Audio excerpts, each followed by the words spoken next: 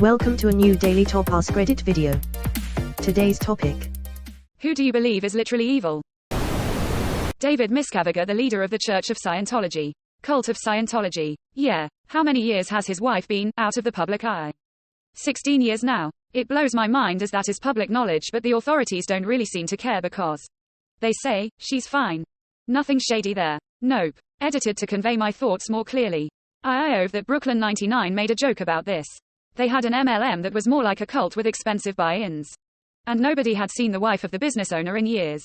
And at their headquarters are big banners saying something like, Debbie Stovelman, I'm happy, healthy, and alive. Single quote quote. Lol, Debbie dead. Debbie real dead. Quote.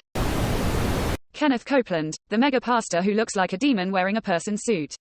Nothing about that man seems remotely good, and I have no idea how he continues to convince people to hand over millions of dollars. I've been trying to think of others, but Copeland keeps coming to mind. That interview where he's asked about his private jet is one of the creepiest recordings ever. Good on the interviewer for not running away from that psycho like I would have. Edit. Here's the video. Joel Osteen. Kenneth Copeland. Recently saw the video of him getting asked about his private jet. I am dead certain he was within a hair of putting his hands on that woman.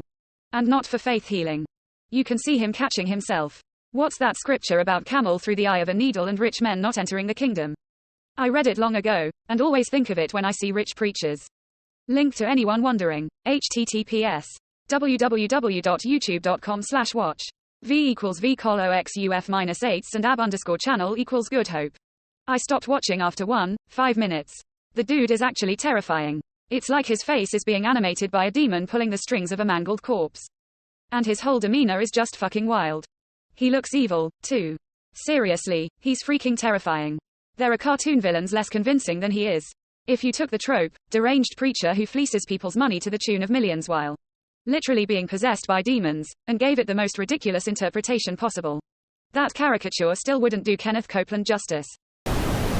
Ian Watkins from the band Lost Prophets. NSFW. He's how I was exposed to the hardcore industry. Not only are these monsters greater than buying and conceiving infants and young children for sex slavery, but for snuff films as well. Less than. My answer to OP's question would be one of the ringleaders of these depraved operations. Peter Scully. Edit. Spoiler blocked some excessively disturbing language. We're talking evil. I'm definitely not going to Google that. I had this guy in my studio long ago. My daughter came to see him perform acoustically when she was maybe 3. Once all this came out, I had to purge any images of him with her from existence. Fuck that dude. Did you sense that something was off about him when you met him? Or did he seem relatively normal? Second option is quite scary, so I hope it's the first. Anyone who practices hardcore. Peter Scully, Ian Watkins, Josh Duggar, that ilk. Literal human mildew in my eyes. I like imagining remorse and redemption arcs for people. I like imagining someone who's committed a heinous crime trying their best to reform and atone for what they've done, even if they know they won't succeed and some will never forgive them. As long as they at least see they've done wrong. This is where I draw the line. I don't care how remorseful or regretful you are. OMG, I wish I didn't Google that. After hearing about what kind of stuff was found on Duggar's computer, I can fill in the blanks. Enough to know that I don't want to know. Till hardcore exists, and so does a limit for human compassion. Till also. Some of these threads are more fucked up than when I first found out about some of the what's supposed to be the worst cartel snuff films. Relatively SFW YouTube docs on them. It's fucking terrifying. Honestly, with all the shit that I have going on in my life. It makes me realize how unimportant it is. There's not even a comparison. The world is fucking scary. This is what I put my ex-fiancé in prison for. He worked with kids with autism and a lot of his patients were nonverbal. I found CP on a weird out-of-place thumb drive and turned him in. Detective later told me there was stuff with animals and also stuff involving death during the act. Some with children. He had the maximum 10 counts, but 7 got dropped because he was a first offender. He got out early for good behavior.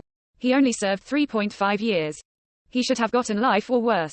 Edit. Removed news article and sex offender registry links. He was a first offender. That is such a terrible reason for leniency. How could a judge think that this kind of behavior wouldn't continue? If a person is depraved enough to do that even once, they're too far gone and should be locked up for good. My STBXH is going to prison for CSAM that included young children and animals. He also had 10 counts which they've now consolidated to 3. He's looking at 2 to 7.5 years plea deal. Original sentence was 70+. It is not and never will be justice.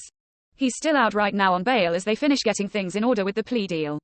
Lately, he's been trying to gaslight me into taking some blame for how our marriage ended. I'm not the fucking pedophile. Sir. And how dare you insinuate that I contributed to you going down this path by not being intimate? Enough. All this to say, I hope you're doing okay. You are definitely not alone. And these assholes get off so much easier than they deserve. It isn't justice.